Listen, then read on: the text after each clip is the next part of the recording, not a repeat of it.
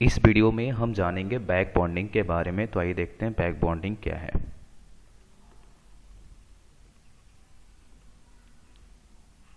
Back bonding बोले तो ये एक वीकर पाई बॉन्ड है। तो जिस तरह से पाई बॉन्ड फॉर्म होता है पार्शियल ओवरलैपिंग से, ये भी पार्शियल ओवरलैपिंग से ही ये बॉन्ड फॉर्म होता है, इसलिए इसे भी हम वीकर पाई बॉन्ड बोलेंगे। तो देखिए बैक बॉन्डिंग किस केस में होता है। जैसे यहाँ पे BF3 का हमने स्ट्रक्चर लिया है, बी का एक ऑर्बिटल यहाँ पे वैकेंट है और ये जो ऑर्बिटल है बी ऑर्बिटल, बी बोरोन का, ये कौन सा ऑर्बिटल वैकेंट होगा, इसका 2p। ओके, और एक का भी 2p ऑर्बिटल है जिसमें लोन पेयर अवेलेबल है। इसका ऑर्बिटल वैकेंट है और देखो एडजेसेंट एटम है, एक बॉन्ड से सेपरेट है।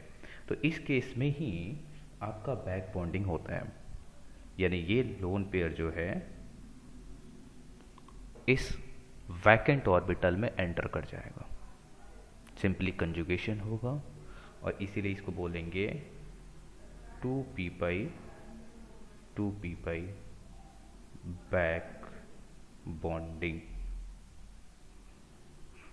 ओके, तो यहाँ पे कंडीशन क्या हुआ कि किसी मॉलिक्यूल में दो बॉन्ड्स के बीच अगर बैक बॉन्डिंग होगा तो वो दोनों एटम्स 2p 2p कहने का मतलब क्या है, इसे 2p ना लिख करके, वो दोनों के दोनों या तो सेकेंड पीरियड के एटम हो या फिर एक सेकेंड का हो तो दूसरा थर्ड। क्लियर है? या दोनों सेकेंड पीरियड के एटम हो या एक सेकेंड और दूसरा थर्ड पीरियड का हो। 3p में है ना, अगर मान लो थर्ड दोनों एटम्स जो हो गए थर्ड पीरियड के हो जाएंगे तो फिर वहाँ पे बैक बॉन्डिंग इफेक्टिव नहीं होगा, वहाँ पे बैक बॉन्डिंग का कोई रोल नहीं रह जाएगा फिर।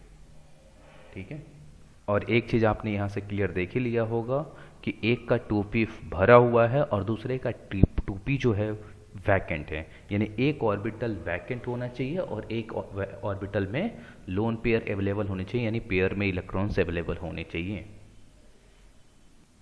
बात करें साइज फैक्टर की, तो जिनके बीच, जिन एटम्स के बीच बैक बॉन्डिंग होनी है उन दोनों की साइज जो हो, है ना, सिमिलर हो या साइज डिफरेंस बहुत ज़्यादा नहीं होना चाहिए। इसी वजह से देखें आप कि 2p और 2p 3p, ये तीन केसेस में ले लेता हूँ, और 2p 3d, 2p 2p 2p 3p और 3p सॉरी 2p 3d। अब यहाँ से आपसे पूछें कि बताओ किस केस में बैक बॉन्डिंग ज़्यादा इफेक्टिव होगा, तो फिर इसका ऑर्डर हो जाएगा 2p 2p में ज़्यादा, उसके बाद 2p 3d और देन 2p 3p। तो ये ऑर्डर याद रखें आप कि बैक बॉन्डिंग जो होगा 2p 2p में, फिर 2p 3d में और फिर 2p 3p में। ये ऑर्डर होगा बैक बॉन्डिंग का, जहाँ पे बैक बॉन्डिंग इफेक्टिव होगा, यानी जो पाई बॉन्ड बनेगा उसकी स्ट्रेंथ ज़्यादा होगी। एक और एग्जांपल से बैक बॉन्डिंग को समझते हैं। तो देखें इस एग्जांपल को, कार्बन के पास p ऑर्बिटल जो है, कार्बन के पास p ऑर्बिटल वैकेंट है। कैसे? तो देखो कार्बन की जो इलेक्ट्रॉनिक कन्फिगरेशन है 1s2 2s2 2p2, तो अभी भी इसका p ऑर्बिटल जो है वो कंप्लीटली फिल्ड नहीं है। ओके, तो होगा क्या, देखें अगर मैं, तो ये ऑर्बिटल इसका वैकेंट है। तो इस केस में इसका 2p ऑर्बिटल वैकेंट है, कार्बन में 2p ऑर्बिटल वैकेंट होने की वजह से नाइट्रोजन पे जो लोन पेयर अवेलेबल है वो ट्रांसफर हो जाएगा इस कार्बन को। ओके, अब कार्बन क्योंकि 4 बॉन्ड ऑलरेडी बना रखा है ना, एक हाइड्रोजन भी है, वो हाइड्रोजन मैंने यहाँ पे कंसिडर नहीं किया है, तो फिर पाई बॉन्ड यहाँ पे ब्रेक होगा। अब पाई बॉन्ड जब यहाँ पे ब्रेक हो जाएगा तो फिर होगा क्या, देखिए अच्छे से, कितने कार्बन, 1 2 3 4, तो यहाँ पे ये जब इसको दे दिया अपना लोन पेयर, तो होगा क्या कि इसके बीच बन जाएगा, है ना, पाई बॉन्ड, इस पे पॉजिटिव, और देखिए ये जो है पॉजिटिव, पाई बॉन्ड टूटा यहाँ पे, और ये पाई बॉन्ड चला जाएगा इसका जो इलेक्ट्रॉन है इस कार्बन पे, इस वाले कार्बन पे, तो नेगेटिव चार्ज आ जाएगा आपके सेकंड कार्बन पे। फिर माइनस और पाई के बीच रेजोनेंस, बॉन्ड बना, बॉन्ड ब्रेक हुआ। फिर इस कार्बन पे negative charge, single bond, double bond. तो देखिए यहाँ पे बैक बॉन्डिंग की वजह से रेजोनेंस भी हुआ। इसी वजह से इस बैक बॉन्डिंग को हम बोलते हैं टॉप क्लास और रेजोनेंस। और ये होने से कंपाउंड की, मॉलिक्यूल्स की जो स्टेबिलिटी है वो इंक्रीज हो जाएगी। ओके, क्योंकि यहाँ पे चार्ज क्या हो रहे हैं, डीलोकलाइज हो रहे हैं। Pi bond, pi electrons delocalise हो रहा है, चार्ज डीलोकलाइज हो रहे हैं। और जहाँ पे जितना ज़्यादा डीलोकलाइजेशन होगा मॉलिक्यूल्स की स्टेबिलिटी उतनी ही ज़्यादा होती है। ओके, तो कंडीशन मैंने आपको बता दिया क्या क्या कंडीशन होनी चाहिए कि एटम्स सेकेंड पीरियड के या सेकेंड और थर्ड, दोनों थर्ड पीरियड के नहीं होने चाहिए। ओके, जहाँ ज़्यादातर आपको देखने को मिलेगा जैसे कि फ्लोरीन है, ऑक्सीजन है, नाइट्रोजन है, कार्बन है, तो पी ब्लॉक के इस तरह के एलिमेंट में आपको बैक बॉन्डिंग देखने को मिलता है। ओके, अब सवाल ये कि ये बैक बॉन्डिंग होने का क्या फ़ायदा है। ठीक है, तो बैक बॉन्डिंग होने से सबसे पहली चीज़ और इम्पॉर्टेंट चीज़ कि बॉन्ड स्ट्रेंथ इंक्रीज हो जाती है। ठीक है, और बॉन्ड स्ट्रेंथ इंक्रीज यानी बॉन्ड लेंथ डिक्रीज हो जाती है। पाई बॉन्ड बना है वहाँ पे। बॉन्ड एंगल कभी भी, bond angle does never decrease. ठीक है, वो इंक्रीज हो जाएगा या रिमेन सेम रहेगा, लेकिन बॉन्ड एंगल कभी भी डिक्रीज नहीं होगा। इस चीज़ का ध्यान रखना due to bond back bonding. Okay, तो ये कुछ चीज़ें हैं आपको ध्यान रखनी है। देखो, bond length decrease, pi bond बना, डबल बॉन्ड बना। बॉन्ड लेंथ डिक्रीज तो bond strength increase. Bond angle change होगा, ठीक है ना, लेकिन डिक्रीज नहीं होगा, रिमेन सेम भी हो सकता है। ठीक है, तो इस चीज़ का ध्यान रखना है आपको।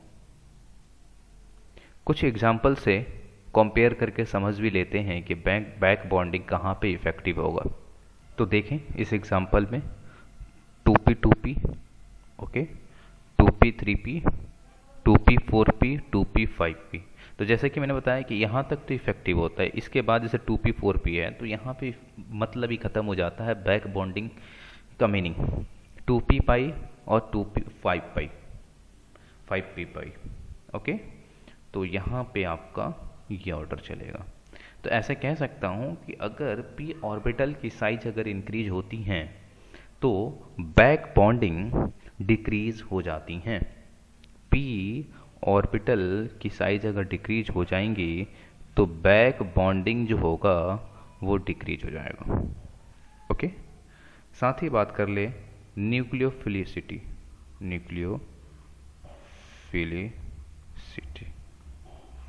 जब हम बात करेंगे कि ये रिएक्शन अगर जिसमें बैक बॉन्डिंग हो और उस रिएक्शन में उसका इंटरेक्शन किसी न्यूक्लियोफाइल या वाटर के साथ हो तो फिर क्या होगा। तो देखो, आपके पास Bi3 है, BbR3 है, BCl3 है और BF3 है। तो स्ट्रेंथ कहाँ पे ज़्यादा है, BF3 का। ठीक है, तो इसमें सबसे कम होगा। ठीक है ना, रिएक्शन जो होगा उसके साथ किसी न्यूक्लियोफाइल के साथ या वाटर के साथ तो वो बहुत ही कम होगा। किस केस में, BF3 के केस में तो सबसे कम हो जाएगा और Bi3 ज़्यादा और जल्दी रिएक्शन करेगा। जानकारी के लिए आपको बता दूं मैं कि dx2 - y2 एंड dx², तो इस ऑर्बिटल में बैक बॉन्डिंग पॉसिबल नहीं है।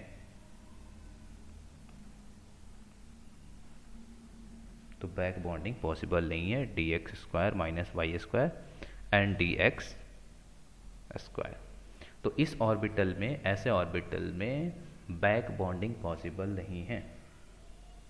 हाँ, डी जेड स्क्वायर में ये जो ऑर्बिटल है इसमें बैक बॉन्डिंग पॉसिबल होगा, बट इन दोनों में पॉसिबल नहीं है।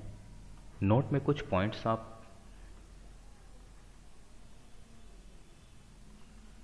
देख लो। 2p अगर बैक बॉन्डिंग हो, 2p बैक बॉन्डिंग हो तो इंडक्टिव इफेक्ट पे ये डोमिनेट करेगा, ध्यान रखना। अगर उसी केस में इंडक्टिव इफेक्ट और 2p बैक बॉन्डिंग हो रहा हो तो हम 2p बैक बॉन्डिंग को ज़्यादा प्रायोरिटी देंगे।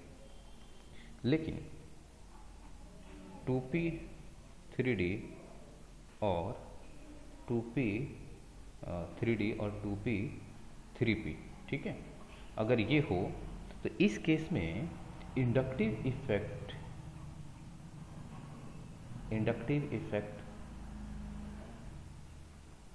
बैक बॉन्डिंग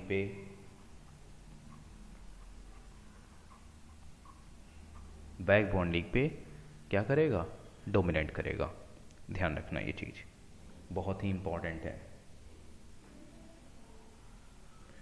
आपने देखा होगा कि AlCl3 ये डाइमराइज हो जाता है, क्या रीजन है? देखो यहाँ पे जो बैक बॉन्डिंग है 3p और ये जो 3p बैक बॉन्डिंग है ये इतना इफेक्टिव नहीं होता। इसी वजह से एल्युमिनियम क्लोराइड जो है वेपर फेज में डाइमर हो जाता है, यानी डाइमराइज हो जाता है। ये क्लियर?